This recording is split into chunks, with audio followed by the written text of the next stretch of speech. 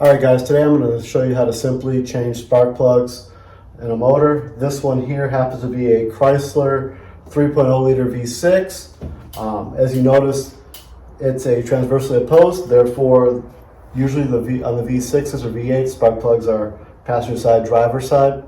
On these, they're front and back, so you might see it be a little bit different. On some of your newer engines, they're right on top with longer plugs. You just pull them out and swap them. Some of the things you're going to need to complete this: socket wrench, extension, 13/16 socket. Now this one here has that rubber boot on the inside so that you can grab the spark plug. Some of them have magnets, which are a little bit nicer, but this is what I have around, so this is what we're going to use today. Anti-seize. You don't have to use them on these spark plugs that I bought because they have the coating to make sure they don't seize up, but I generally still use it just because it's good practice.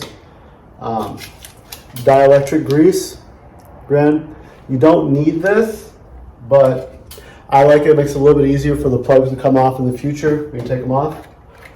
For this, I'm using the NGK plugs. You can see they have that coating, so you don't really need the anti-seize, but I like using it. Now, the reason why I'm changing these plugs, I haven't pulled them out. I have no idea what kind of condition they're in. I bought this vehicle about 6 months ago, and I've been driving it pretty regularly. I know some things make me think the spark plugs are a little bit older in it, but you know, generally when I buy a vehicle, I like to change the spark plugs in it anyways. This one ran fairly good, so I just left it as is, but now that I have a little bit more time in the off season here, I'm going to go ahead and swap out the spark plugs. So I'm going to show you quickly, once I get everything out, kind of how I do it. I have to remove the air cleaner and everything in the back on these. On some of the newer engines, you'll just have them right on top of little plugs you just pull out. So once I get everything all ready and get ready to start pulling plugs, I'll kind of show you what I did. I'm getting ready to pull the last plug out and see what's going on here. A few of these gave me a little trouble. Whoever put these on last time clearly over tightened them, so don't do that, because if you ever need to change it again, you're going to have problems.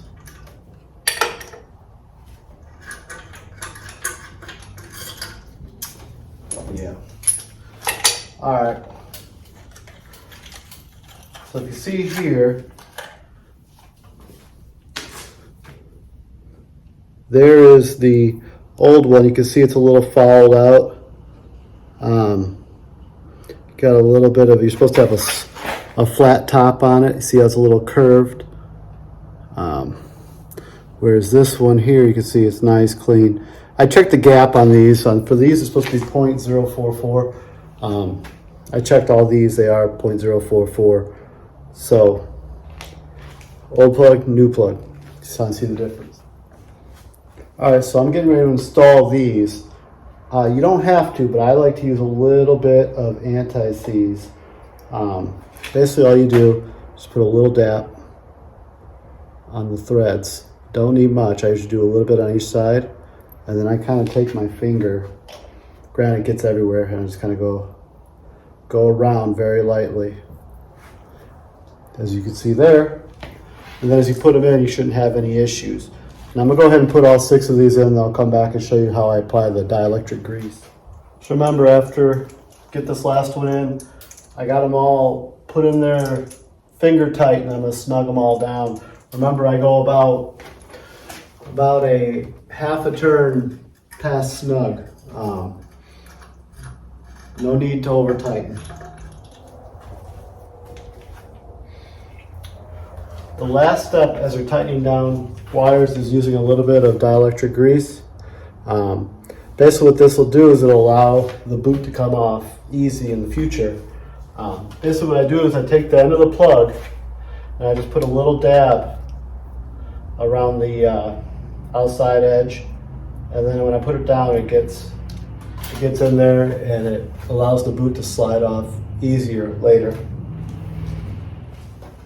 Alright, I put all the plugs in, snug them down, got the wires hooked back up, used dielectric grease on them. And now all that's left is I'm going to hook the air filter box back up, and then we'll fire it up and see if it starts right up, see if we have any issues. All right, all that's left to see if it runs. Let me get it started up.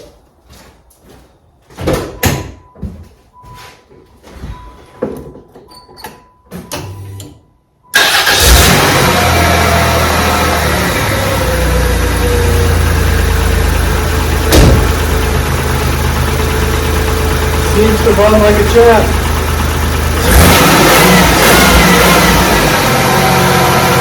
Alright guys, this is pretty much the basics on how you change spark plugs in most vehicles. This one takes a little longer than your typical newer Hondas that just have the plugs on the top. You just pull them right out.